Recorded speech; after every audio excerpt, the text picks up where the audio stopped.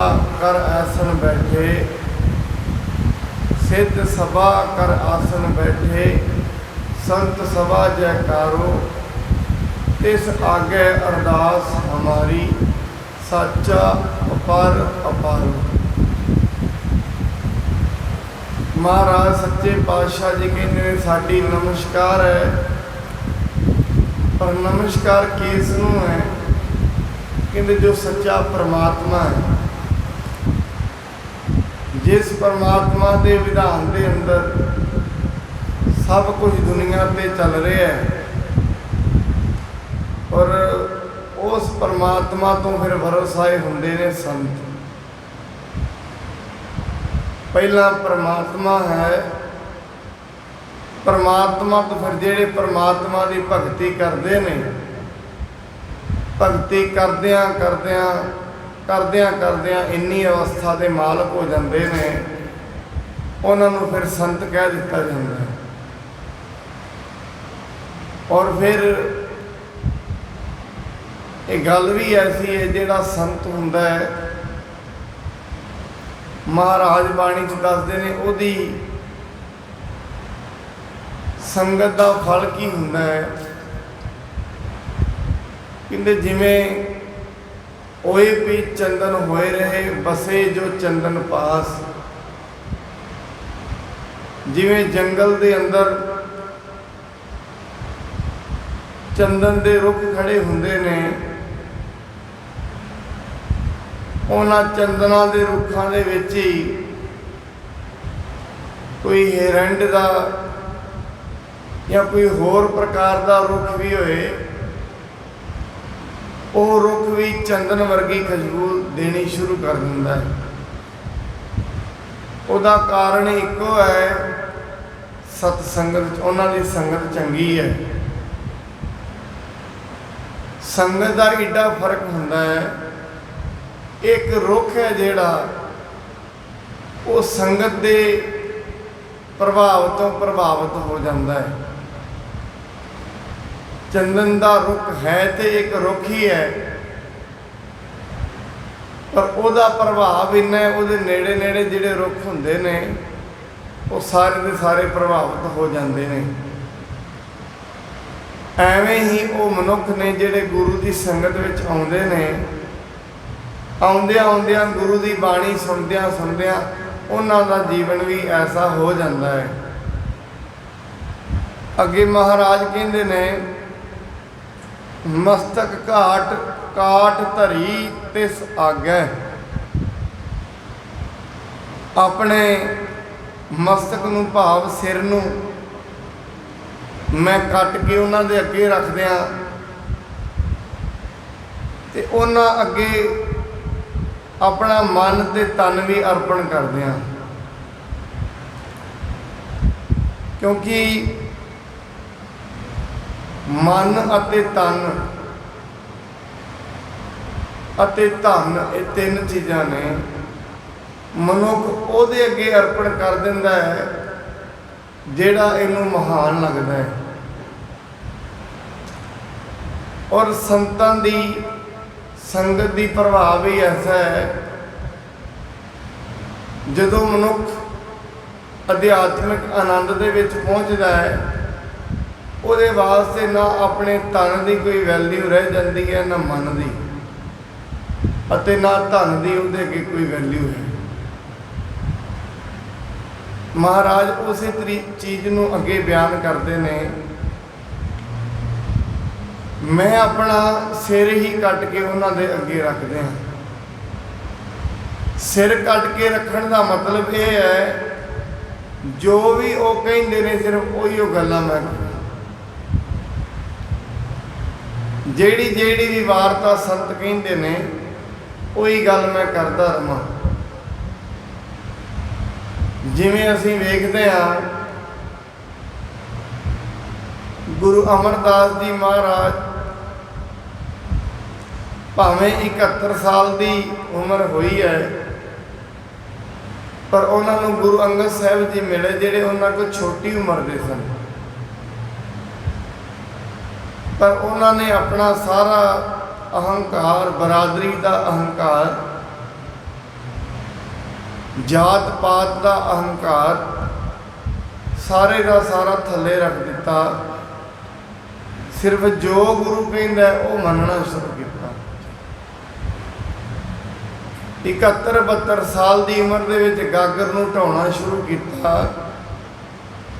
ब्यासा दरिया तो पानी भर के लियाना ते उस पानी दे नाल गुरु अंगद साहब महाराज जी नूं इशनान कराउणा। इस नूं कहंदे ने सेवा। महाराज कहंदे ने सा सेवा कीती सफल है जित सतगुर का मन मने।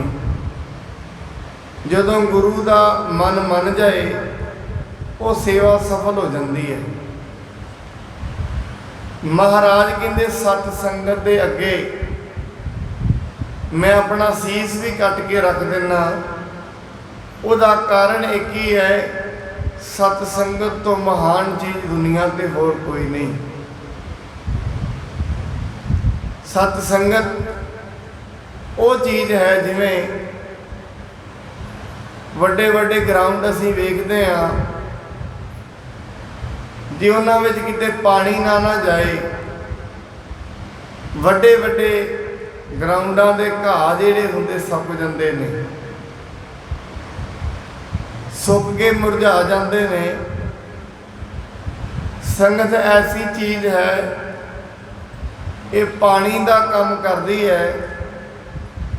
जिमें घाह सुक गए होण, उन्हां दे विच पानी दईए फिर हरा हो जाता है। एवें मनुख का हिरदा जदों विकारां दी तपश दे अंदर सड़ वल जाता है, उन्होंने सतसंगत रूपी पानी जदों मिलता है मुड़ के हरिया हो जाता है। जिन्हों महाराज कहते ने मेरे माधव जी सतसंगत मिले सो तरिया।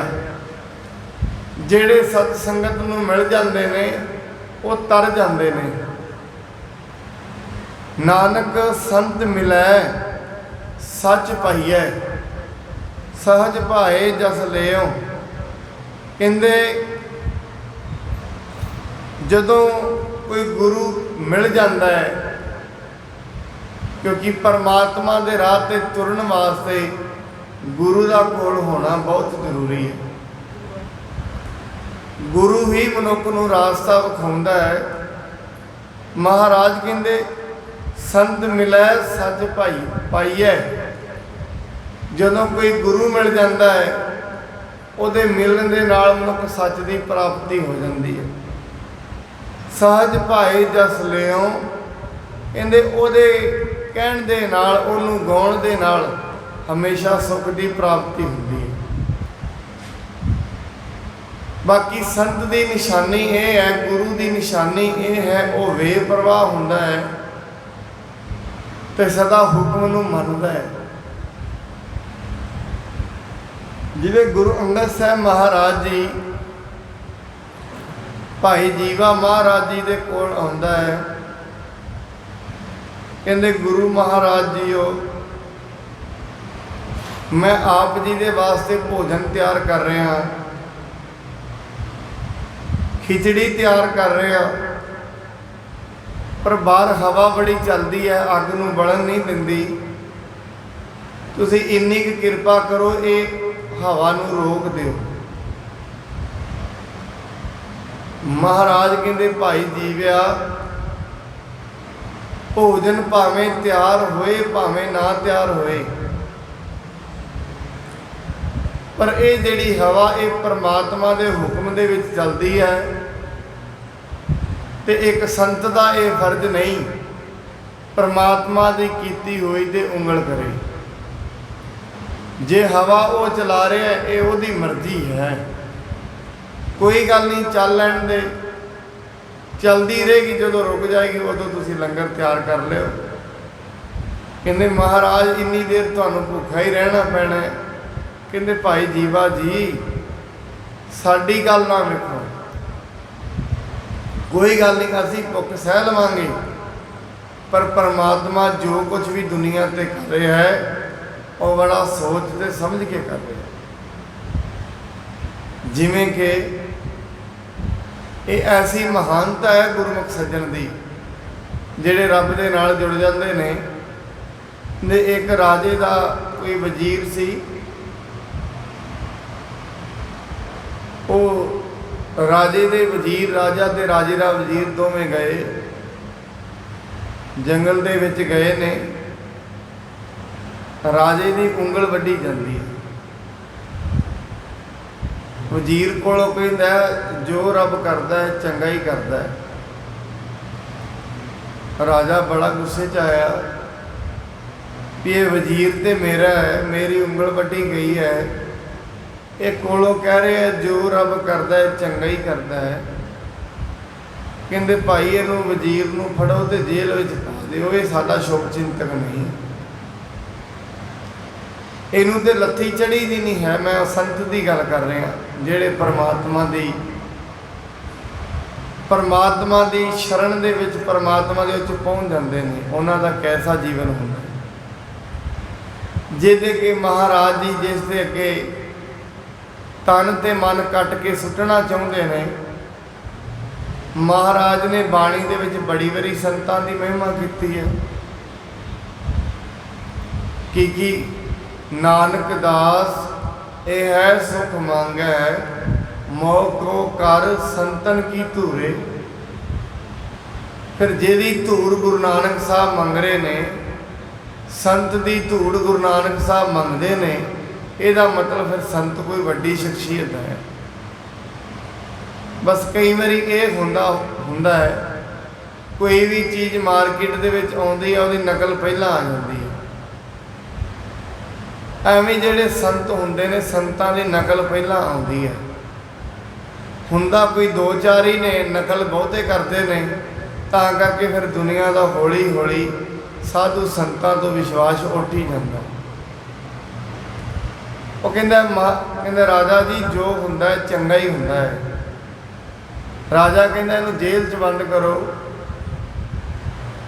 ਕੋਲ ਖੜੇ ਹੋਰ ਸਾਰੇ ਕਹਿੰਦੇ ਨੇ ਵਜ਼ੀਰ ਜੀ ਤੁਸੀਂ ਕਹਿ ਦਿਓ ਵੀ ਨਹੀਂ ਰਾਜਾ ਜੀ ਇਹ ਗਲਤ ਹੋਇਆ। ਕਹਿੰਦੇ ਨਹੀਂ, ਜੋ ਰੱਬ ਕਰਦਾ ਚੰਗਾ ਹੀ ਕਰਦਾ। ਅੰਦਰ ਜੇਲ੍ਹ 'ਚ ਬੰਦ ਕੀਤਾ। ਥੋੜ੍ਹੇ ਸਮੇਂ ਪਿੱਛੋਂ ਉਹ ਜਿਹੜਾ ਰਾਜਾ ਸੀ ਜੰਗਲ ਦੇ ਵਿੱਚ ਫਿਰ ਸ਼ਿਕਾਰ ਖੇਡਣ ਗਿਆ, ਆਪਣੀ ਫੌਜ ਦੇ ਨਾਲੋਂ ਵਿਛੜਿਆ, ਜੰਗਲ ਵਿੱਚ ਵਾਹਵਾ ਦੂਰ ਨਿਕਲ ਗਿਆ। ਉਹਨੂੰ ਭੀਲਾਂ ਨੇ ਫੜ ਲਿਆ। ਉਹ ਜਿਹੜੇ ਭੀਲ ਸਨ ਉਹਨਾਂ ਨੇ ਕਿਸੇ ਆਪਣੇ ਦੇਵਤੇ ਦੀ ਬਲੀ ਦੇਣੀ ਸੀ। ਕਹਿੰਦੇ ਇਹ ਮਨੁੱਖ ਵਧੀਆ ਨੂੰ ਫੜ ਲਓ। ਫੜ ਕੇ ਲੈ ਗਏ। ਉਹ ਭੀਲਾਂ ਦਾ ਸਰਦਾਰ ਸੀ ਇੱਕ ਬਜ਼ੁਰਗ। ਕਹਿੰਦੇ ਆਪਾਂ ਬਲੀ ਦੇਣੀ ਹੈ ਆਪਣੇ ਪਰਮਾਤਮਾ ਦੇ ਅੱਗੇ, ਦੇਣੀ ਵੀ ਮਨੁੱਖ ਦੀ ਹੈ। ਪਰ ਇਹ ਵੇਖੋ ਵੀ ਇਹ ਮਨੁੱਖ ਦੇ ਸਾਰੇ ਅੰਗ ਪੂਰੇ ਨੇ। ਉਹਨਾਂ ਨੇ ਵੇਖਿਆ ਨਹੀਂ, ਕਹਿੰਦੇ ਇਹਦੀ ਇੱਕ ਉਂਗਲ ਵੱਢੀ ਹੋਈ ਹੈ। ਕਹਿੰਦੇ ਫਿਰ ਛੱਡ ਦਿਓ ਇਹਨੂੰ, ਇਹਦਾ ਕੋਈ ਲਾਭ ਨਹੀਂ। ਵਾਪਸ ਆਇਆ, ਆ ਕੇ ਵਜ਼ੀਰ ਨੂੰ ਬਾਹਰ ਕੱਢਿਆ। ਕਹਿੰਦੇ ਤੂੰ ਠੀਕ ਕਹਿਣਾ ਸੀ, ਜੋ ਰੱਬ ਕਰਦਾ ਹੈ ਚੰਗਾ ਹੀ ਕਰਦਾ। ਮੇਰੀ ਉਸ ਦਿਨ ਉਂਗਲ ਵੱਢੀ ਗਈ, ਪਰਮਾਤਮਾ ਨੇ ਮੇਰਾ ਉਂਗਲ ਨਾਲ ਸਾਰ ਦਿੱਤਾ, ਨਹੀਂ ਅੱਜ ਮੇਰਾ ਉਹਨਾਂ ਸੀਸ ਵੱਢ ਦੇਣਾ ਸੀ। ਇਸ ਕਰਕੇ ਜੋ ਪਰਮਾਤਮਾ ਕਰਦਾ ਹੈ ਉਹ ਚੰਗਾ ਹੀ ਕਰਦਾ ਹੈ। ਮਨੁੱਖ ਦਾ ਇੱਕੋ ਇੱਕ ਫਰਜ਼ ਹੈ, ਜੇ ਉਹ ਸਤ ਸੰਗਤ ਕਰਦਾ ਹੈ, ਜੋ ਉਹਦੀ ਕਰਨੀ ਚੱਲ ਰਹੀ ਹੈ ਸਿਰਫ ਉਹਨੂੰ ਨਮਸਕਾਰਾਂ ਹੀ ਕਰੇ, ਉਹਦੀ ਕਰਨੀ ਨਹੀਂ। ਮਹਾਰਾਜ ਬਾਣੀ 'ਚ ਕਹਿੰਦੇ ਨੇ, ਕਹਿੰਦੇ ਦੁਨੀਆ ਦੇ ਵਿੱਚ ਜੇ ਕੋਈ ਮਹਾਨ ਹੈ ਤੇ ਉਹ ਇੱਕ ਸੰਤ ਹੁੰਦਾ ਜਿਹੜਾ ਮਹਾਨ ਹੁੰਦਾ। ਸੰਤ ਤੋਂ ਵੱਡੀ ਮਹਾਨਤਾ ਕਿਸੇ ਦੀ ਨਹੀਂ। ਉਹਦਾ ਕਾਰਨ ਕੀ ਹੈ? ਸੰਤ ਪਰਮੇਸ਼ਰ ਦੇ ਨਾਲ ਇੱਕਮਿਕ ਹੋ ਜਾਂਦਾ ਹੈ। ਕਹਿੰਦੇ ਨੇ ਜਦੋਂ ਇੱਕਮਿਕ ਉਹ ਹੋ ਜਾਂਦਾ ਹੈ ਫਿਰ ਜ਼ਬਾਨ ਤੋਂ ਜੋ ਵੀ ਉਹ ਕਹਿੰਦਾ ਉਹ ਸੱਚ ਹੀ ਹੁੰਦਾ ਤੁਰ ਜਾਂਦਾ। ਔਰ ਸੰਤ ਦੀ ਇਹ ਨਿਸ਼ਾਨੀ ਵੀ ਹੁੰਦੀ ਹੈ, ਉਹ ਗੰਭੀਰ ਬੜਾ ਹੁੰਦਾ। ਉਰਾਂ ਪਰਾਂ ਦੀਆਂ ਗੱਲਾਂ ਬਹੁਤੀਆਂ ਨਹੀਂ ਕਰਦਾ, ਗੰਭੀਰ ਹੁੰਦਾ। ਬਾਣੀ ਤੇ ਕਹਿੰਦੀ ਹੈ ਉਹ ਤੇ ਛੇਤੀ ਕੀਤਿਆਂ ਬੋਲਦੇ ਹੀ ਨਹੀਂ ਕਿਸੇ ਨਾਲ, ਉਹ ਬੇਪਰਵਾਹ ਨਾ ਬੋਲਣੀ। ਜਿਹੜੀਆਂ ਸੁਹਾਗਣਾ ਹੋ ਜਾਂਦੀਆਂ ਨੇ ਉਹ ਬੇਪਰਵਾਹ ਹੋ ਜਾਂਦੀਆਂ ਨੇ, ਬੋਲਦੀਆਂ ਹੀ ਨਹੀਂ ਕਿਸੇ ਨੂੰ। ਅੱਗੇ ਬਾਣੀ ਦੇ ਵਿੱਚ ਮਹਾਰਾਜ ਜੀ ਇੱਕ ਸਵਾਲ ਕਰਦੇ ਨੇ ਸਿੱਧਾਂ ਨੂੰ। ਮਹਾਰਾਜ ਕਹਿੰਦੇ ਹੈ ਝਰਪਟਨਾਥ ਜੋਗੀ, ਕਿਆ ਭਵਿਐ ਸੱਚ ਸੁੱਚਾ ਹੋਏ। ਮਹਾਰਾਜ ਕਹਿੰਦੇ ਨੇ ਦੁਨੀਆ ਦੇ ਵਿੱਚ ਘੁੰਮਣ ਦਾ ਕੀ ਲਾਭ ਹੈ ਕਿ ਤੁਸੀਂ ਆਪਣਾ ਘਰ ਛੱਡ ਦਿੱਤਾ ਹੈ, ਘਰ ਛੱਡ ਕੇ ਥਾਂ ਥਾਂ ਤੇ ਮੰਗਦੇ ਫਿਰਦੇ ਹੋ, ਉਧਰੋਂ ਤੁਸੀਂ ਪਰਮਾਤਮਾ ਦੇ ਭਗਤ ਵੀ ਕਹਾਉਂਦੇ ਹੋ। ਦੇਸ਼ ਦੇਸ਼ਾਂਤਰਾਂ ਦੇ ਅਤੇ ਤੀਰਥਾਂ ਤੇ ਘੁੰਮਣ ਦਾ ਕੀ ਲਾਭ ਹੈ। ਮਹਾਰਾਜ ਕਹਿੰਦੇ ਸਦਾ ਕਾਇਮ ਰਹਿਣ ਵਾਲੇ ਪ੍ਰਭੂ ਵਿੱਚ ਜੁੜਿਆ ਹੀ ਪਵਿੱਤਰ ਹੋਈਦਾ ਹੈ। ਜੇ ਤੁਸੀਂ ਘੁੰਮ ਰਹੇ ਹੋ ਦੁਨੀਆ ਦੇ ਉੱਤੇ, ਥਾਂ ਥਾਂ ਤੇ ਘੁੰਮਦੇ ਫਿਰਦੇ ਹੋ, ਔਰ ਇਸ ਕਰਕੇ ਘੁੰਮਦੇ ਫਿਰਦੇ ਹੋ ਵੀ ਸ਼ਾਇਦ ਅੱਡ ਅੱਡ ਤੀਰਥਾਂ ਤੇ ਇਸ਼ਨਾਨ ਕੀਤਿਆਂ ਅਸੀਂ ਪਵਿੱਤਰ ਹੋ ਜਾਵਾਂਗੇ, ਨਹੀਂ। ਕਿਉਂਕਿ ਬਾਹਰ ਦੇ ਇਸ਼ਨਾਨ ਕਰਨ ਦੇ ਨਾਲ ਸਰੀਰ ਪਵਿੱਤਰ ਹੁੰਦਾ ਹੈ, ਅੰਦਰ ਦੇ ਇਸ਼ਨਾਨ ਕਰਨ ਦੇ ਨਾਲ ਮਨ ਪਵਿੱਤਰ ਹੁੰਦਾ ਹੈ। ਜੋਗੀ ਬਾਹਰ ਦੇ ਇਸ਼ਨਾਨ ਨੂੰ ਤਵੱਜੋ ਦਿੰਦੇ ਸੀ, ਪਰ ਅੰਦਰ ਦੇ ਇਸ਼ਨਾਨ ਨੂੰ ਤਵੱਜੋ ਨਹੀਂ ਸੀ ਦਿੰਦੇ। ਔਰ ਸਾਡੇ ਦੇਸ਼ ਦੇ ਅੰਦਰ ਇਹ ਕੰਮ ਬੜਾ ਚੱਲਿਆ, ਇਸ ਕਰਕੇ 68 ਤੀਰਥ ਬਣਾਏ ਗਏ ਵੀ ਇੱਕ ਤੀਰਥ ਤੇ 2 ਤੇ 68 ਤੀਰਥਾਂ ਤੇ ਮਨੁੱਖ ਇਸ਼ਨਾਨ ਕਰੇਗਾ, ਇਹ ਪਵਿੱਤਰ ਹੋ ਜਾਏਗਾ। ਕਿਉਂ? ਇਹ ਮੰਨਿਆ ਜਾਂਦਾ ਹੈ 68 ਤੀਰਥਾਂ ਤੇ ਅੱਡ-ਅੱਡ ਤੀਰਥਾਂ ਤੇ ਸਾਧੂ ਸੰਤ ਰਹਿੰਦੇ ਨੇ, ਤੇ ਉਹਨਾਂ ਤੀਰਥਾਂ ਤੇ ਜੇ ਕੋਈ ਜਾਏਗਾ ਉਹਨਾਂ ਤੋਂ ਗਿਆਨ ਲਏਗਾ ਤੇ ਪਵਿੱਤਰ ਹੋ ਜਾਏਗਾ। ਪਰ ਮਹਾਰਾਜ ਕਹਿੰਦੇ ਐਸਾ ਨਹੀਂ ਹੈ। ਅੱਜ ਦੇ ਸਮੇਂ ਤੀਰਥਾਂ ਤੇ ਵੀ ਗਿਆਨ ਨਹੀਂ ਰਿਹਾ। ਆਮ ਅਸੀਂ ਵੇਖਦੇ ਹਾਂ, ਪ੍ਰਬੋਧ ਚੰਦਰ ਨਾਟਕ ਕਵੀ ਜੀ ਕਹਿੰਦੇ ਨੇ ਕਲਯੁਗ ਨੇ ਮਹਾਮੋਹ ਨੂੰ ਕਿਹਾ, ਕਹਿੰਦੇ ਤੂੰ ਐਸਾ ਨਾ ਸੋਚੀ ਵੀ ਹੁਣ ਕੁਰਸ਼ੇਤਰ ਵਰਗੇ ਤੀਰਥਾਂ ਤੇ ਵੀ ਇਸ਼ਨਾਨ ਕਰਿਆ ਕੋਈ ਪਾਰ ਉਤਰ ਜਾਏਗਾ। ਕਿਉਂ? ਕਹਿੰਦੇ ਜਿਹੜੇ ਉੱਥੇ ਹੁਣ ਸਾਧੂ ਰਹਿੰਦੇ ਨੇ, ਮੈਂ ਉਹਨਾਂ ਨੂੰ ਮੋਹ ਦੇ ਚੱਕਰ 'ਚ ਪਾ ਦਿੱਤਾ, ਮੈਂ ਉਹਨਾਂ ਨੂੰ ਲੋਭ ਲਾ ਦਿੱਤਾ ਹੈ, ਉਹਨਾਂ ਕੋਲ ਪੈਸਾ ਆਈ ਜਾਂਦਾ, ਆਈ ਜਦੋਂ ਇਕੱਠਾ ਕਰਨ ਲੱਗ ਪਏ। ਇਹ ਕਲਯੁਗ ਨੇ ਮੋਹ ਨੂੰ ਗੱਲ ਕਹੀ। ਕਹਿੰਦੇ ਉਹ ਮੈਂ ਪੈਸਾ ਇਕੱਠਾ ਕਰਨ ਲਾ ਦਿੱਤੇ ਨੇ, ਹੁਣ ਨਹੀਂ ਉੱਥੇ ਕਿਸੇ ਦਾ ਪਾਰ, ਪਹਿਲਾਂ ਤੇ ਉਹਨਾਂ ਦਾ ਹੀ ਨਹੀਂ ਹੋਣਾ, ਕਿਸੇ ਹੋਰ ਦਾ ਤੇ ਕੀ ਹੋਣਾ। ਇਸ ਕਰਕੇ ਮਹਾਰਾਜ ਕਹਿੰਦੇ ਕਿਆ ਭਵਿਐ ਸੱਚ ਸੁੱਚਾ ਹੋਏ। ਮਹਾਰਾਜ ਕਹਿੰਦੇ ਨਹੀਂ, ਤੀਰਥਾਂ ਤੇ ਘੁੰਮਿਆ ਨਹੀਂ, ਸਾਚ ਸ਼ਬਦ ਬਿਨ ਮੁਕਤ ਨਾ ਕੋਏ। ਜਦੋਂ ਤਈ ਮਹਾਰਾਜ ਕਹਿੰਦੇ ਇਹ ਦੁਨੀਆ ਜਿਹੜਾ ਸਾਗਰ ਹੈ, ਜਿਵੇਂ ਸਾਗਰ ਦੇ ਵਿੱਚ ਪਾਰ ਹੋਣ ਦੇ ਲਈ ਬੇੜੀ ਚਾਹੀਦੀ ਹੈ, ਔਰ ਬੇੜੀ ਵੀ ਪੱਕੀ ਹੋਏ, ਕਿਤੇ ਛੇਕ ਨਾ ਹੋਣ ਤੇ ਮਨੁੱਖ ਪਾਰ ਉਤਾਰਾ ਹੋ ਜਾਂਦਾ ਹੈ।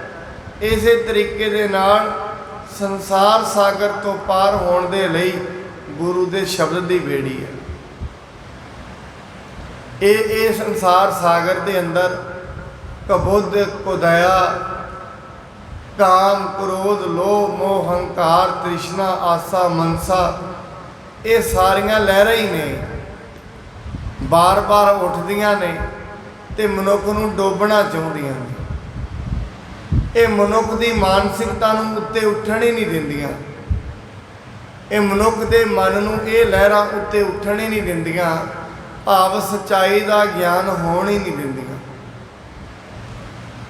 ਇਹ ਕਾਮ, ਕ੍ਰੋਧ, ਲੋਭ, ਮੋਹ, ਹੰਕਾਰ ਦੀਆਂ ਐਸੀਆਂ ਲਹਿਰਾਂ ਨੇ, ਇਹਨਾਂ ਨੇ ਮਨੁੱਖ ਨੂੰ ਇਹ ਦੁਨੀਆ ਦੇ ਵਿੱਚ ਦੱਬ ਲਿਆ। ਮਹਾਰਾਜ ਕਹਿੰਦੇ ਫਿਰ ਦੁਨੀਆ ਤੋਂ ਪਾਰ ਉਤਾਰਾ ਹੋਣ ਦਾ ਸਿਰਫ ਇੱਕੋ ਇੱਕ ਹੀ ਰਾਹ ਹੈ, ਉਹ ਰਾਹ ਹੈ ਸੱਚੇ ਪਰਮਾਤਮਾ ਦਾ ਸ਼ਬਦ। ਪਰਮਾਤਮਾ ਦਾ ਸ਼ਬਦ, ਗੁਰੂ ਦਾ ਸ਼ਬਦ ਜਦੋਂ ਮਨੁੱਖ ਸੁਣਦਾ ਹੈ ਤੇ ਸੁਣ ਕੇ ਉਹਦਾ ਮੰਨਣ ਕਰਦਾ ਹੈ, ਉਹਨੂੰ ਕਹਿ ਦਿੰਦੇ ਨੇ ਇਹਦਾ ਪਾਰ ਉਤਾਰਾ ਹੋ ਗਿਆ। ਕਈ ਦੇ ਲੋਕ ਐਸੇ ਨੇ ਇੱਕੋ ਵਾਰੀ ਗੁਰੂ ਦਾ ਬਚਨ ਸੁਣਦੇ ਨੇ ਤੇ ਲੱਗ ਜਾਂਦੇ ਨੇ। ਜਿਵੇਂ ਭਾਈ ਗੁਰਦਾਸ ਜੀ ਕਹਿੰਦੇ ਨੇ, ਗਨਕਾ ਪਾਪਣ ਹੋਏ ਕੈ ਪਾਪਾਂ ਦਾ ਗਲਹਾਰ ਪਰੋਤਾ, ਸਾਧੂ ਇੱਕ ਅਚਾਨਚਕ ਗਣਕਾ ਵਾੜੇ ਆਏ ਖਲੋਤਾ, ਦੁਰਮਤ ਦੇਖ ਦਿਆਲ ਹੋਏ ਹੱਥੋਂ ਉਸ ਨੇ ਦਿੱਤੋਣ ਤੋਤਾ। ਕਹਿੰਦੇ ਸਾਧੂ ਇੰਨਾ ਦਿਆਲ ਹੋਇਆ, ਉਹ ਸੋਚਦਾ ਇਹ ਤੇ ਡੁੱਬ ਗਈ ਹੈ। ਕਹਿੰਦੇ ਉਹਨੇ ਦਿਆਲਤਾ ਦੇ ਵਿੱਚ ਆ ਕੇ ਉਹਨੇ ਇੱਕ ਤੋਤਾ ਦਿੱਤਾ। ਕਹਿੰਦੇ ਬੀਬੀ ਇਹ ਤੋਤਾ ਜਿਹੜਾ ਹੈ ਇਹਨੂੰ ਰਾਮ ਰਾਮ ਕਹਿਣ ਦੀ ਆਦਤ ਹੈ। ਉਹ ਗਣਕਾ ਰੋਜ਼ ਰੋਜ਼ ਰਾਮ ਰਾਮ ਕਹਿੰਦੀ ਹੈ, ਸਾਚ ਸ਼ਬਦ ਬਿਨ ਮੁਕਤ ਨਾ ਕੋਏ। ਮੈਂ ਇਹਦੀ ਵਿਆਖਿਆ ਆਪ ਜੀ ਦੇ ਸਾਹਮਣੇ ਪੇਸ਼ ਕਰ ਰਿਹਾ।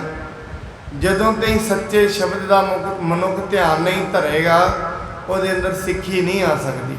ਇਹ ਸੱਚਾਈ ਹੈ। ਉਹ ਗਣਕਾ ਰੋਜ਼ ਦੀ ਰੋਜ਼ ਵਾਹਿਗੁਰੂ ਵਾਹਿਗੁਰੂ ਰਾਮ ਰਾਮ ਦਾ ਉਚਾਰਨ ਕਰਦੀ ਹੈ, ਕਰੀ ਜਾਂਦੀ ਹੈ, ਕਰੀ ਜਾਂਦੀ ਹੈ। ਇੱਕ ਦਿਨ ਐਸਾ ਹੋਇਆ, ਰਾਮ ਰਾਮ ਕਹਿੰਦਿਆਂ ਕਹਿੰਦਿਆਂ ਗਣਕਾ ਦਾ ਜਿਹੜਾ ਮਨ ਹੈ ਉਹ ਪਵਿੱਤਰ ਹੋ ਗਿਆ, ਜਿਹਨੂੰ ਮਹਾਰਾਜ ਬਾਣੀ ਦੇ ਵਿੱਚ ਕਹਿੰਦੇ ਨੇ।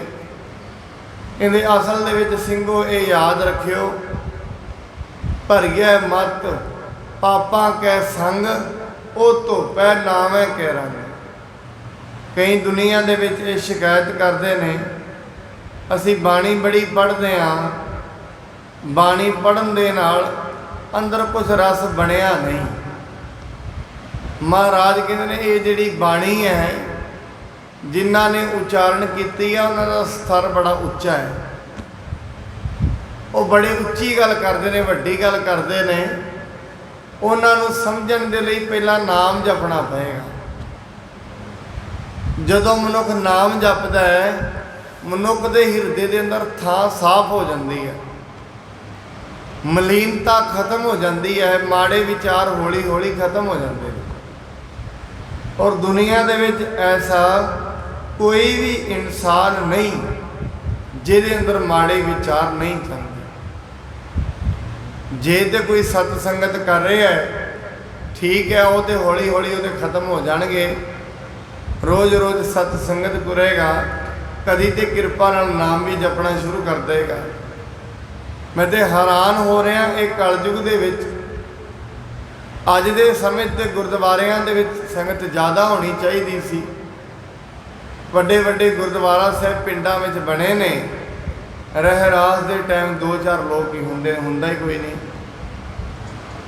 ਜਪਜੀ ਸਾਹਿਬ ਦੀ ਬਾਣੀ ਚੱਲਦੀ ਹੈ, 2-4 ਜਣੇ ਹੁੰਦੇ ਨੇ, ਹੁੰਦਾ ਹੀ ਕੋਈ ਨਹੀਂ। ਇਹਦਾ ਮਤਲਬ ਇਹ ਹੈ ਜਾਂ ਤੇ ਪਿੰਡ ਗਿਆਨੀ ਹੋ ਗਿਆ ਸਾਰੇ ਦਾ ਸਾਰਾ, ਜਾਂ ਤੇ ਇਹੀ ਹੈ। ਤੇ ਜਾਂ ਫਿਰ ਗੱਲ ਦੂਜੀ ਹੈ ਵੀ ਸਮਝ ਹੀ ਕਿਸੇ ਨੂੰ ਕੁਝ ਨਹੀਂ ਆ ਰਿਹਾ, ਜਾਂ ਫਿਰ ਗੱਲ ਤੀਜੇ ਨੰਬਰ ਤੇ ਇਹ ਹੈ ਕੋਈ ਸਮਝਣਾ ਚਾਹੁੰਦਾ ਹੀ ਨਹੀਂ। ਇਹ ਤਿੰਨ ਹੀ ਗੱਲਾਂ ਨੇ। ਜਾਂ ਤੇ ਸਭ ਕੁਝ ਸਮਝ ਆ ਗਿਆ, ਜਾਂ ਫਿਰ ਕੁਝ ਵੀ ਸਮਝ ਨਹੀਂ ਆਇਆ, ਤੀਜੀ ਗੱਲ ਜਾਂ ਫਿਰ ਸਮਝਣਾ ਚਾਹੁੰਦੇ ਹੀ ਨਹੀਂ। ਇਹ ਤਿੰਨ ਗੱਲਾਂ ਨੇ। ਮਹਾਰਾਜ ਬਾਣੀ ਦੇ ਵਿੱਚ ਕਹਿੰਦੇ ਨੇ, ਇਹ ਜਿਹੜਾ ਸਮਾਂ ਹੈ ਸੰਗਤ ਤੋਂ ਬਿਨਾਂ ਇਹਦੇ ਵਿੱਚ ਪਾਰ ਉਤਾਰਾ ਨਹੀਂ। ਤਾਂ ਹੀ ਅਰਦਾਸ ਦੇ ਵਿੱਚ ਸ਼ਬਦ ਕਹੇ ਜਾਂਦੇ ਨੇ, ਉਹਨਾਂ ਗੁਰਸਿੱਖਾਂ ਪਿਆਰਿਆਂ ਦਾ ਮੇਲ ਕਰਾਉਣਾ, ਜਿਨ੍ਹਾਂ ਮਿਲਿਆ ਆਪ ਜੀ ਕਾ ਨਾਮ ਚਿਤ ਆਵੇ। ਪਰ ਅੱਜ ਤੇ ਜਿਹੜੀਆਂ ਅਸੀਂ ਚੀਜ਼ਾਂ ਵੇਖਦੇ ਹਾਂ, ਉਹਨਾਂ ਨਾਲ ਸੰਸਾਰ ਹੀ ਚਿੱਤੇ ਆਉਂਦਾ ਹੈ, ਨਿਰੰਕਾਰ ਤੇ ਚਿੱਤੇ ਆਉਂਦਾ ਹੀ ਨਹੀਂ। ਇਹ ਸਮੇਂ ਦੇ ਵਿੱਚ ਸਤ ਸੰਗਤ ਦੀ ਬੜੀ ਵੱਡੀ ਮਹਾਨਤਾ ਹੈ। ਇਸ ਕਰਕੇ ਮਹਾਰਾਜ ਸਾਹਿਬ ਜੀ ਇਹ ਕਹਿੰਦੇ ਨੇ, ਮਨੁੱਖ ਨੂੰ ਇਹ ਚਾਹੀਦਾ ਹੈ ਆਪਣੀ ਜ਼ਿੰਦਗੀ ਦੇ ਅੰਦਰ ਸਤ ਸੰਗਤ ਕਰੇ। ਸਤ ਸੰਗਤ ਕੀਤੇ ਤੋਂ ਬਿਨਾਂ ਜ਼ਿੰਦਗੀ ਵਿੱਚ ਪਾਰ ਉਤਾਰਾ ਨਹੀਂ। ਗੁਰਬਾਣੀ ਸੁਣੇ ਤੋਂ ਬਿਨਾਂ, ਕਥਾ ਕੀਰਤਨ ਸੁਣੇ ਤੋਂ ਬਿਨਾਂ ਜੇ ਕੋਈ ਐਵੇਂ ਕਹੇ ਮੇਰੇ ਅੰਦਰ ਤੇ ਕਦੀ ਮਾੜਾ ਵਿਚਾਰ ਚੱਲਿਆ ਹੀ ਨਹੀਂ, ਉਹ ਝੂਠ ਬੋਲਦਾ ਹੈ। ਜਿਹੜਾ ਕੋਈ ਮੇਰੇ ਮਹਾਰਾਜ ਤੇ ਕਹਿੰਦੇ ਨੇ सत संगत तो बिना तो अज तो कोई तरिया ही नहीं। मेरे माधव जी सत संगत मिले सो तरिया। ये दुनिया के अंदर ओदा मन साफ हो जाता है, ਉਹਦੇ अंदर माड़े विचार नहीं चलते। ਜਿਹੜਾ हौली हौली सतसंगत करे, सतसंगत करद्या करद्या नाम जपद्या जपद्या ਉਹਦੇ अंदरों माड़े विचार खत्म हो जाते, चलते हरेक दे अंदर ही। ऐसा दुनिया ते कोई इंसान नहीं जिहदे अंदर ये नहीं चलते, चलते सब दे अंदर। कई बारी मनुख ये कहता है मैनू इवें लगता है मेरे अंदर माड़े विचार आ रहे ने, आ नहीं रहे, आने कित्थों ने? अखां बंद ने, कन एकांत दे विच मनुख बैठा है, अखां बंद करके बैठा है, उत्थे बाहरों तो आने ही नहीं, अखां नाल ही विचार आउंदे ने। अखां बंद ने फिर विचार कित्थों आ रहे ने? साडे अंदर ही ने। और अज दे नहीं, ये बड़े समय दे ने। आ ते परमात्मा की कृपा ऐसी हुई है, ये जन्म मिल गया है मनुखा, ये विचार कट्टे जा सकते हैं। हुण महाराज जी इत्थों तो ही अज जोगियां नूं समझाया है, दुनिया दे विच सब तो वड्डी महानता एक संत दी हुंदी है। एक संत दी महानता सब तो वड्डी है। दूजी महाराज जी गल कहिंदे ने, बाहर तीर्थां ते घुम्या पवित्रता नहीं हुंदी, पवित्रता मनुख दी हुंदी है गुरु दा शब्द जपे। महाराज जी ने ताई पहली पंक्ति है, सोचै सोच ना होवई जे सोची लख वार। लख वार भी कोई अपना पिंडा धो के बह जाए, इशनान करे, साफ नहीं हो सकता। शरीर तो साफ हो जाएगा, मन नहीं साफ होता। महाराज ताई बाणी कहते ने, सूचे ए है ना आखियन बहन जे पिंडा धोए, सूचे से ही नानका जिन मन वसिया सोए। असल दे विच सूचे ते ओ मनुख ने जिन्हां दे अंदर परमात्मा वस गया, और कोई सूचा नहीं। एवें मत समझना बारी श्रृंगार दे नाल दुनिया 'च कोई सुच्चा नहीं बनया, किसी अंदर सच नहीं आया। महाराज पहली गल कही है, पहली गल सब तो वड्डी महानता है सतसंगत। संत दी संगत, गुरु दी संगत, ये सब तो वड्डी गल है। क्यों? जदों किसी संत दी संगत विच बाहांगे, किसी गुरमुख प्यारे दी संगत विच बाहांगे, उन्हें इक्को ही गल कहनी है, भाई गुरु गुरु जपिया कर। दूजी गल तो अपने कोल होण ही नहीं दिंदा। ये पछाण है, जिहड़ा कोई गुरु का सिख है उसकी ये पछाण है, उहदे कोल कोई किसी की निंदा करेगा, किसी की चुगली करेगा, पहले कहे भाई मेरे को ना कर, चल इत्थों मेरे नाल वजन ना बना, मेरे उत्ते इहदा वजन ना बना, अपना वजन आप सह, मैं नहीं इहदा सह। इस करके ये गल कहिंदे ने, कहंदे संत एडी अवस्था ते पहुँच जाते ने। जम्मू कश्मीर च एक फकीर होया अतार, और रोज़ दी रोज़ सौदा वेचता सी, छोले वेचा करता सी। एक दिन किसी ने उन्होंने खोटा सिक्का दिता, छोले दे दे, उन्हें दे दिते। उन्हें सोचा ये तो बड़ा वधिया दुकानदार है, ये तो खोटियां दे भी चीज़ां दे ही जांदा है। अगले दिन एक होर आया, उन्हें भी खोटा दिता। हौली हौली सारे शहर में यह पता लग गया भी ये तो खोटियां दे भी समान दे ही जाता है। एक दिन उन्होंने किसी ने पूछा, तू खोटे सिक्कियां दा क्यों समान दे देना?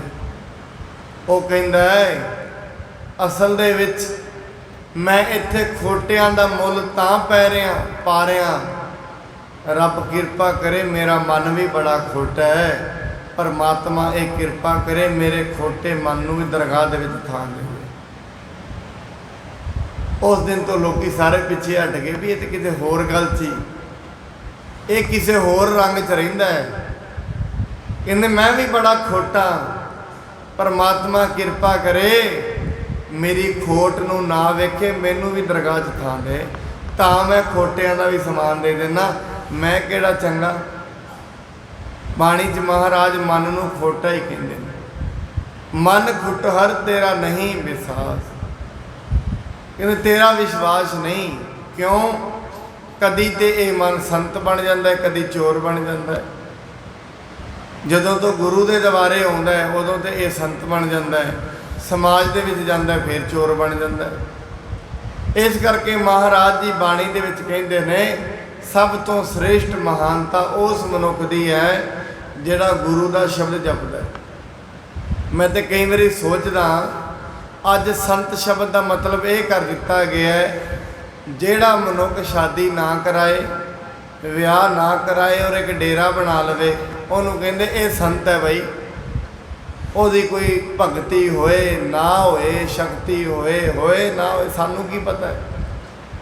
असी तो सिर्फ उसका चोला वेखना तो कह देना है संत है, पर बाहरों नहीं। संत बाहरों नहीं हुंदा, अंदरों हुंदा। बाणी ताई कहती है कपड़ियां नाल जोग नहीं हुंदा, जोग ना भगवी कपड़ी, जोग ना मैले वेस। नानक घर बैठिया जोग कमाईया सतगुर कै उपदेश। वो जोगी नहीं, मेरे 10 गुरु साहिबान होए ने, जिन्हां विचों 9 गुरु साहिबान गृहस्थी होई ने, परिवार वाले भी ने, बच्चे भी ने, उन्होंने है भी संत ने, दुनिया संत कहती है। ये जरूरी नहीं। महाराज कहते ने गृहस्थ तज, गृहस्थी तज के तुसी संत बन जाते हो। पर महाराज ने फिर उन्होंने ही के घर मंगण जाई, नाले तो रोज़ दी रोज़ तुसी कहते हो भी गृहस्थी माड़ी है, ये दुखों का घर है। फिर तुसी रोटियां कित्थों खांदे हो? रोटियां भी तो उन्होंने घरां दी खांदे हो। रोटियां छड्डो पहला, दोवें काम ना करो। जे गृहस्थी माड़ी है फिर रोटी आप बनाओ, अपनियां खाओ, ना तो पैसे ना लवो। जे गृहस्थी माड़ी है फिर जिहड़ा धन कमाउणगे वो भी तो माड़ा होएगा, वो किहड़ा सही होना? पैसे भी ना लो, ना तो उन्हां तो धन भी ना लवो। जे गृहस्थी लोग माड़े ने फिर उन्हां दा धन भी रहना बंद कर। नहीं महाराज, मैं आप जी ने उधर भी साखी सुनाई सी। गुरु नानक महाराज जी ने कहा ये तिन्ने ही औखियां ने, कहते सिखा भावें सिक्खी कमा लै, भावें फकीरी कमा लै, भावें कमा लै गृहस्थी, ये तिन्ने ही औखियां ने, तिन्ने ही सौखियां नहीं। जे कोई मनुख सिर्फ चंगा गृहस्थी बन जाए ਉਹਦੇ ਕੋਲ बड़ियां शक्तियां आ जांदियां ने, बहुत शक्तियां का मालक वो गृहस्थी बन जाता है। क्यों? जिन्नी छेती परमात्मा एक गृहस्थी नूं मिलता है, इन्नी छेती एक अतीत नूं नहीं मिलता। क्यों? एक गृहस्थी सारा दिन अपने मन दे विच मुश्किलों दे विच जिउंदा है। महाराज इस करके बाणी च कहंदे ने संत का मतलब ये नहीं जेड़ा मनुख घर छड्ड दवे वो संत बन जाता, नहीं। फिर तो महाराज कहते ने बिंद राख जो तरीए भाई, खुसरे क्यों ना परमगत पाई। कहते जे बिना गृहस्थी तो संत बनया जाए फिर तो खुसरे तो सारे ब्रह्म ज्ञानी होने चाहिए ने, वो केड़ा ब्याह कराउंदे। बाणी कहती है बिंद राख जो तरीए भाई, खुसरे क्यों ना परमगत पाई। कहते ऐसा नहीं है, ये वैसे मर्जी है, ये परमात्मा की कृपा ही है। कोई शादी करा लेंदा, कोई नहीं, पर यह मतलब नहीं जेड़े नहीं करा रहे वही संत ने, ऐसा नहीं है। एक गृहस्थी भी संत है। यदी मिसाल है जिन्ने अवतारी पुरुष श्री रामचंद्र जी, श्री कृष्ण जी, जिन्ने ऋषि होए, जिन्ने गुरु पीर होए, सारे ही गृहस्थी सी। मैं तो समझदा ये रीत पता नहीं किन्ने अगे पुट्ठी चला दी है, लोग पता नहीं क्यों मनन लग गए ने। वही संत हो सकता है जिहड़ा ब्याह ना कराए। पता नहीं क्यों गृहस्थियों को बेईमान का दर्जा दे दिता है। असल तो लोग ये सोचते हैं ये गृहस्थी है, इनू करमाया जाएगी तो बेईमान ना करेगा, ऐसा नहीं है। मेरे गुरु साहब जी महाराज 9 गुरु साहिबान गृहस्थी हुई सन, क्योंकि गुरु हरकृष्ण साहब महाराज थे 7-8 साल की उम्र चले गए थे। सो इस करके महाराज इत्थे दर्शाना चाहते ने। पहली गल सिद्ध गोष्ठ च महाराज कहते ने मेरा नमस्कार है उन्हां संतां दे अगे, किहड़ियां दे? ਜਿਹੜੇ ਪਰਮਾਤਮਾ ਨੂੰ ਮਿਲ ਗਏ ਨੇ। ਇੱਥੇ ਸੰਤ ਦਾ ਮਤਲਬ ਗੁਰੂ ਹੈ। ਮੇਰੀ ਨਮਸਕਾਰ ਹੈ ਮੇਰੇ ਗੁਰੂ ਨੂੰ। ਕਿਉਂ? ਕਿਉਂਕਿ ਮੇਰੇ ਗੁਰੂ ਨੇ ਮੈਨੂੰ ਪਰਮਾਤਮਾ ਨੂੰ ਮਿਲਾ ਦੇਣਾ ਹੈ। ਮੈਂ ਇਸ ਕਰਕੇ ਆਪਣਾ ਮਨ ਕੱਟ ਕੇ, ਭਾਵ ਆਪਣਾ ਸਿਰ ਕੱਟ ਕੇ ਗੁਰੂ ਦੇ ਅੱਗੇ ਰੱਖ ਦਿਆਂ, ਆਪਣੇ ਵਿਚਾਰਾਂ ਨੂੰ ਮਾਰ ਦਿਆਂ, ਗੁਰੂ ਦੇ ਵਿਚਾਰਾਂ ਨੂੰ ਹੀ ਮੰਨਾਂ। ਜਿਵੇਂ ਕੱਲ ਅਸੀਂ ਇਹ ਵੇਖਿਆ ਸੀ, ਭਾਈ ਲਹਿਣਾ ਜੀ ਨੇ ਸਿਰਫ ਇਹੀਓ ਗੱਲ, ਮਹਾਰਾਜ ਨੇ ਕਿਹਾ ਰਾਤ ਕਿੰਨੀ ਕੁ ਰਹਿ ਗਈ ਹੈ। ਭਾਈ ਲਹਿਣਾ ਜੀ ਕਹਿੰਦੇ ਨੇ ਮਹਾਰਾਜ ਅੱਧੀ। ਪਹਿਲਾਂ ਬਾਬਾ ਬੁੱਢਾ ਜੀ ਕਹਿੰਦੇ ਨੇ ਅੱਧੀ ਰਹਿ ਗਈ ਹੈ। 3 ਵਾਰੀ ਗੁਰੂ ਅੰਗਦ ਸਾਹਿਬ ਨੇ ਪੁੱਛਿਆ ਕਿੰਨੀ ਰਹਿ ਗਈ, ਕਹਿੰਦੇ ਅੱਧੀ ਰਹਿ ਗਈ ਹੈ। ਫਿਰ ਚੌਥੀ ਵਾਰੀ ਭਾਈ ਲਹਿਣੇ ਨੂੰ ਭੇਜਿਆ, ਕਹਿੰਦੇ ਕਿੰਨੀ ਰਹਿ ਗਈ ਹੈ। ਮਹਾਰਾਜ ਉਹ ਵੀ ਕਹਿੰਦੇ ਅੱਧੀ ਰਹਿ ਗਈ ਹੈ। ਫਿਰ ਮਨ 'ਚ ਵਿਚਾਰਿਆ ਗੁਰੂ ਜੀ ਕੁਝ ਹੋਰ ਵੇਖਣਾ ਚਾਹੁੰਦੇ। ਕਹਿੰਦੇ ਮਹਾਰਾਜ ਕਹਿੰਦੇ ਨੇ ਨਹੀਂ ਲੈਣਿਆ ਅੱਧੀ ਨਹੀਂ ਰਹੀ, 1 ਪੈਰ ਰਹਿ ਗਿਆ। ਕਹਿੰਦੇ ਮਹਾਰਾਜ 1 ਪੈਰ ਹੀ ਰਹਿ ਗਿਆ। ਮੈਂ ਹੀ ਪਾਗਲ ਸੀ, ਮੈਂ ਹੀ ਮੂਰਖ ਸੀ, ਮੈਨੂੰ ਨਹੀਂ ਸੀ ਪਤਾ। ਤੁਸੀਂ ਜੋ ਕਹਿ ਰਹੇ ਹੋ ਰਾਤ ਉਨੀ ਹੋਈ ਰਹਿੰਦੀ ਹੈ, ਅੱਧੀ ਨਹੀਂ ਰਹਿੰਦੀ। ਮੈਂ ਨਿੰਦਰਾ ਸੀ, ਮੈਂ ਅੱਖਾਂ ਨਾਲ ਵੇਖ ਨਹੀਂ ਸਕਿਆ, ਮੈਨੂੰ ਤਾਰੇ ਚੰਗੀ ਤਰ੍ਹਾਂ ਵਿਖੇ ਨਹੀਂ। ਰਾਤ ਸੱਚੇ ਪਾਤਸ਼ਾਹ ਅੱਧੀ ਨਹੀਂ 1 ਪੈਰ ਹੀ ਰਹਿ ਗਿਆ। ਭਾਵ ਆਪਣੇ ਆਪ ਨੂੰ ਇੰਨਾ ਮਾਰ ਲੈਣਾ, ਭਾਵੇਂ ਬੁੱਧੀ ਨੂੰ ਪਤਾ ਵੀ ਹੋਏ ਇਹ ਠੀਕ ਹੈ, ਪਰ ਜੋ ਗੁਰੂ ਕਹਿੰਦਾ ਉਹਨੂੰ ਠੀਕ ਮੰਨਣਾ, ਇਹਨੂੰ ਕਹਿੰਦੇ ਨੇ ਸਿੱਖੀ, ਇਹਨੂੰ ਕਹਿੰਦੇ ਨੇ ਗੁਰੂ ਦੇ ਦਰ 'ਤੇ ਸੇਵਾ। ਮਹਾਰਾਜ ਜੀ ਕਿਰਪਾ ਕਰਨ, ਸਾਨੂੰ ਤੰਦਰੁਸਤੀ ਦੀ ਦਾਤ ਬਖਸ਼ਣ। ਕੱਲ੍ਹ ਨੂੰ ਮਹਾਰਾਜ ਜੀ ਨੂੰ ਹੁਣ ਸਿੱਧਾ ਨੇ ਸਵਾਲ ਪੁੱਛਣਾ ਹੈ, ਤੁਸੀਂ ਕੌਣ ਹੋ, ਤੁਹਾਡਾ ਨਾਮ ਕੀ ਹੈ, ਅਤੇ ਤੁਸੀਂ ਇਹ ਸਿੱਖੀ ਦਾ ਰਾਹ ਚਲਾਇਆ ਕਿਉਂ? ਇਹ ਸਿੱਖੀ ਦੇ ਰਾਹ 'ਤੇ ਚੱਲਿਆ ਮਨੁੱਖਾਂ ਦਾ ਪਾਰ ਉਤਾਰਾ ਕਿਵੇਂ ਹੋਏਗਾ? ਕੱਲ੍ਹ ਦੇ ਦੀਵਾਨਾਂ ਦੇ ਅੰਦਰ ਅਸੀਂ ਇਸ ਚੀਜ਼ ਨੂੰ ਵਿਚਾਰਾਂਗੇ। ਸਾਹਿਬ ਸ੍ਰੀ ਗੁਰੂ ਗ੍ਰੰਥ ਸਾਹਿਬ ਦੀ ਕਿਰਪਾ ਕਰਨ, ਜਿੰਨੇ ਸਤਸੰਗੀ ਆਪ ਜੀ ਆਉਂਦੇ ਹੋ ਸਭ ਨੂੰ ਤੰਦਰੁਸਤੀ ਦੀ ਦਾਤ ਬਖਸ਼ਣ। ਆਪ ਇਸੇ ਤਰੀਕੇ ਦੇ ਨਾਲ ਸਤ ਸੰਗਤ ਦੇ ਵਿੱਚ ਆ ਕੇ ਆਪਣੇ ਜੀਵਨ ਨੂੰ ਸਫਲਾ ਕਰਦੇ ਰਹੋ। ਇੰਨੀਆਂ ਬੇਨਤੀਆਂ, ਪ੍ਰਵਾਨ ਹੋਈ ਭੁੱਲ ਚੁੱਕ ਦਿਲ ਦੀ ਖਿਮਾ ਕਰਨੀ ਜੀ। ਵਾਹਿਗੁਰੂ ਜੀ ਕਾ ਖਾਲਸਾ, ਵਾਹਿਗੁਰੂ ਜੀ